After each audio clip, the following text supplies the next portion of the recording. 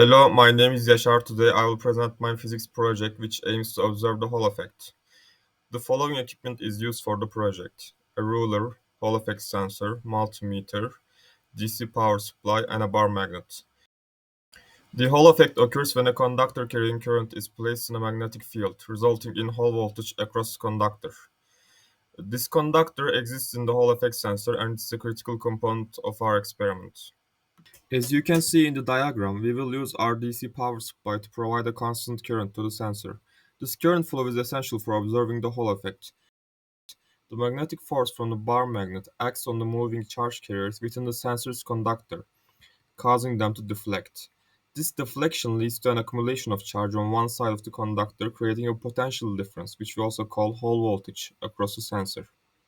The Hall voltage will be calculated using this equation, where I and B are current and magnetic field strength. The figures N and T are constant values for the material of the sensor. N is the number of charge carriers per unit volume, and T is thickness of the conductor, and Q is the charge of an electron.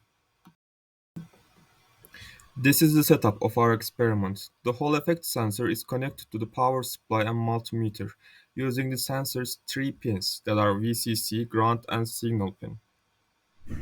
As you can see here, 25 volts was a little too high for this experiment and made the sensor give a false positive signal sometimes. So we set the DC power supply to 5 volts for the experiment.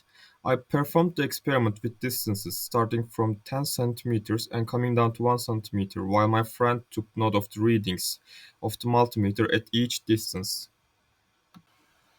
The results are saved in the table. Since the Hall effect sensors have a baseline voltage value, our results were close to that value, which is 2.5 voltage in our case.